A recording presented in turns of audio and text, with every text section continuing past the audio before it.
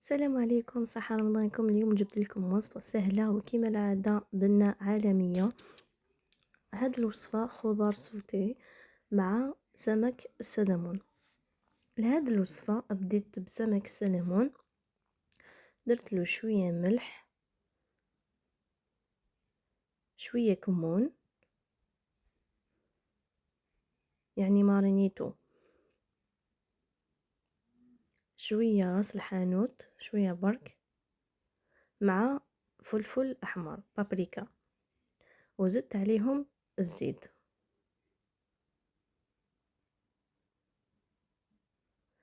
دخلتهم كامل في هذاك السمك.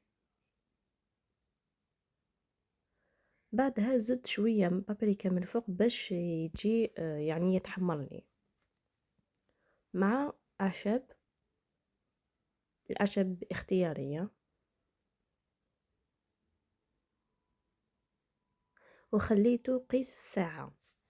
من جهة أخرى وجدت الزيت، شوية بابريكا، شوية راس الحانوت، شوية فلفل كحل. هنايا ما درتش الملح على خاطر كنت فورت الخضرة، درتها الملح كي كنت فورتها، يعني هنايا بلا ما ندير له الملح.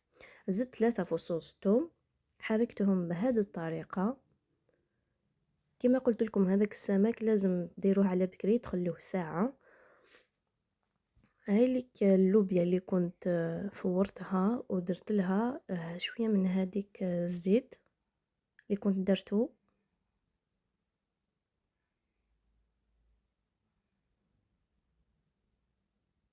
وباقي الزيت درته للبطاطا مع زرودية.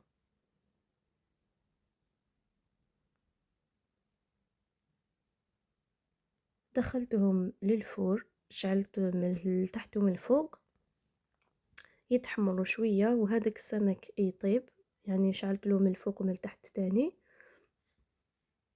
كي طابوا هاي لك النتيجة النهائية، خرجوا بنة روعة. ننصحكم تجربوا الوصفة. وصلت لختام الفيديو، نقول لكم شكرا على المتابعة، ما تبخلونيش بجيمكم وتربح تشجعوني، واشتركوا في القناة وضغطوا على زر سبسكرايب ليصلكم كل جديد.